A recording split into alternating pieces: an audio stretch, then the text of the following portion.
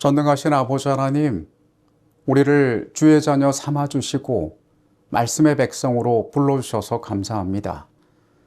하나님, 우리에게 무엇을 원하시는지 우리가 말씀을 여는 가운데 발견하게 하여 주시옵소서. 각자의 삶이 가진 삶의 무게를 주님께서 아십니다.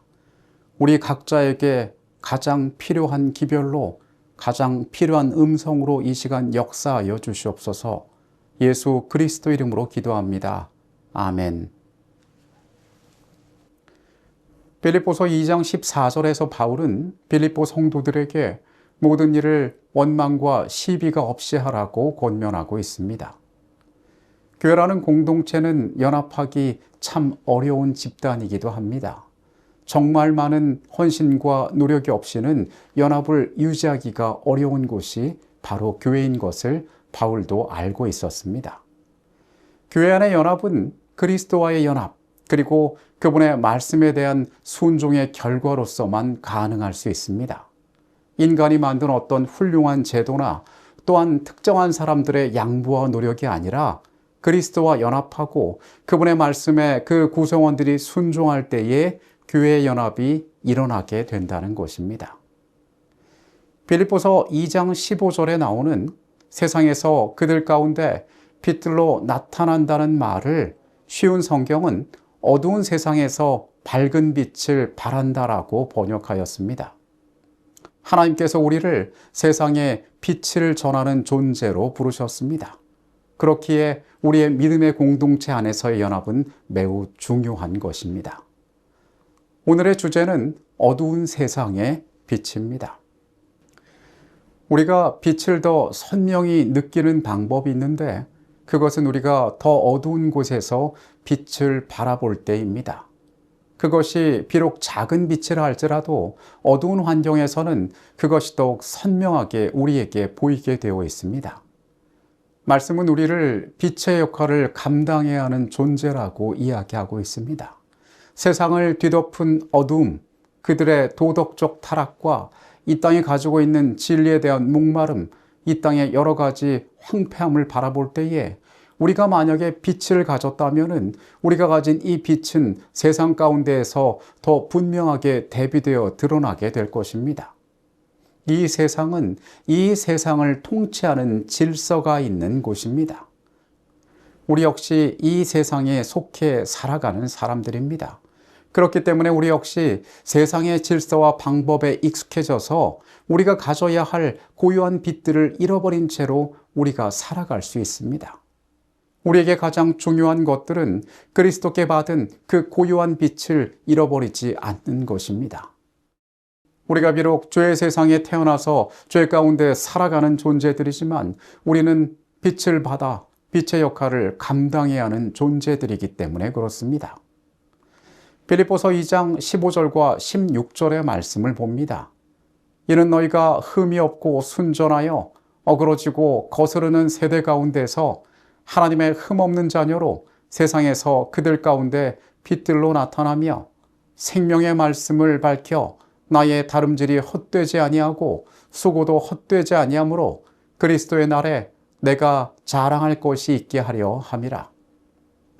이 빌립보서의 말씀에 나오는 흠이 없고라는 표현은 결점이 없고 책망할 것이 없다라는 뜻입니다. 이 표현은 특히 욥과 그의 흠없는 생애의 성품을 가리킬 때에 구약 성경에서 사용된 말이었습니다. 순전하다에 사용된 헬라어는 문자 그대로 순수하고 섞이지 않은 것을 의미하고 있습니다. 아케라이오스라는 헬라어가 이 단어에 쓰였는데요. 이 단어가 의미하고 있는 뜻은 불순물이 전혀 섞이지 않은 순수한 금속을 이야기할 때 또는 포도주에 물을 타지 않은 순수한 상태를 말할 때에 이 단어가 쓰였습니다. 겉과 속이 다르지 않은 순전한 모습을 말할 때 이 표현이 사용되었던 것입니다. 예수님께서는 그분의 사역 가운데에 예수님의 증인들이 이 땅에서 당할 수 있는 여러 가지 공격을 염두에 두고 우리에게 비둘기처럼 순결하라고 마태복음 10장에서 말씀하셨습니다. 바울 역시 우리에게 악한데 미련하라고 권고하였습니다. 너희가 악에 익숙한 자가 되지 말고 구별되어 순수를 유지하는 자들이 되라고 이야기한 것입니다. 이 마태복음 10장과 로마서 16장에서 모두 같은 헬라어가 사용되었습니다. 하나님의 말씀은 우리에게 세상과 구별된 책망받을 것이 없는 품성을 소유해야 하며 세상과 섞이지 않은 순전한 자들이 되어야 한다라고 이야기하고 있습니다. 지금 우리가 살아가고 있는 시대는 그 어느 때보다도 많은 것들을 바라보고 들을 수 있는 시대입니다. 우리가 노출되어 있는 수많은 미디어의 영향을 우리는 매일매일 받으며 살아가고 있습니다. 그런데 그 대부분의 것들은 흠이 없고 순수한 하나님께서 말씀하신 이러한 가치들과 동떨어진 것들이 많이 있습니다. 이러한 시대에 우리의 마음 가운데는 중요한 규칙이 있어야 할 것입니다. 내가 사악한 것을 내 눈앞에 두지 아니하겠다고 한 다윗의 고백처럼 우리는 우리 마음 가운데 중요한 원칙들을 세워야 합니다. 앞서 말한 것처럼 이 세상에 살아가는 우리는 세상의 속도감을 따라잡기 위하여 애쓰며 살아갑니다. 그러나 진리의 빛 가운데 살아가는 우리는 남들과 다른 것을 결코 두려워해서는 안 되며 우리의 믿음은 더욱더 우리를 구별되게 하는 것이어야 합니다. 하나님께서는 말씀 가운데 그분 스스로를 거룩하다 표현하셨습니다. 그리고 그분의 백성된 우리 역시 거룩하게 구별하기를 원하십니다. 우리의 목표는 세상에서 빛으로 나타나는 것임을 우리는 기억해야 할 것입니다. 우리가 그렇게 할 수 있는 유일한 방법은 생명의 말씀을 굳게 잡고 세상을 따라가기를 거부하는 것입니다. 빛은 어둠이 깊을수록 그 존재가 분명히 드러나게 되어 있습니다. 우리는 우리 스스로가 빛나는 존재가 아니라 말씀을 통하여 빛을 얻은 존재임을 항상 기억하고 있어야 합니다. 그리고 우리가 받은 그 빛의 고요함을 잃지 않는 존재가 되기 위하여 항상 구별되이 애쓰는 자들이 되어야 합니다. 훗날 우리의 운명은 그리스도의 나를 바라보며 살았는지 아니면 헛되이 다름질하였는지 우리의 선택에 따라 결정되게 될 것입니다.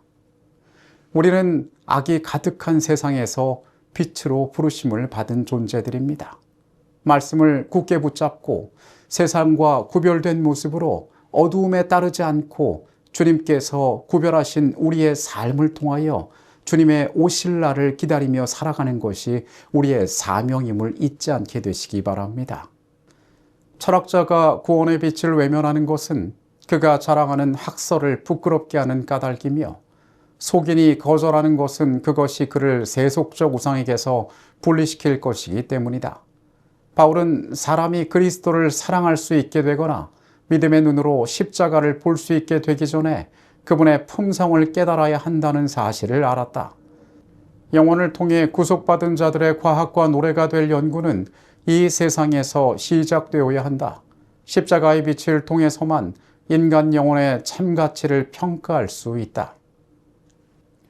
여러분, 오늘 우리는 빛으로 부름받은 존재입니다. 내 안에 아직 어둠의 흔적이 남아있지 않은지, 내가 빛을 온전히 소유하고 있는지 우리는 점검할 필요가 있습니다. 우리의 빛은 그리스도께로부터 온 것입니다. 그것을 나의 구별된 삶을 통하여 잘 보존하고 세상 앞에, 어둠 앞에 분명하게 드러내는 삶을 살게 되시기를 바라겠습니다. 하나님, 우리를 빛으로 부르셨습니다. 그러나 우리의 연약한 삶이 그 빛의 역할을 잘 감당하는지 우리로 살펴보게 하여 주시옵소서. 우리는 스스로 빛을 내지 못하는 존재들입니다. 말씀이 내 안에 역사하고 그리스도의 놀라운 은총이 삶에 있을 때에 우리가 어두운 세상을 향하여 빛을 낼 수 있음을 기억하게 하여 주시옵소서. 주님, 죄 가운데 있는 연약한 우리가 이 땅의 어둠을 밝힘으로 그리스도께 영광을 돌리게 하여 주시옵소서. 예수 그리스도 이름으로 기도합니다. 아멘.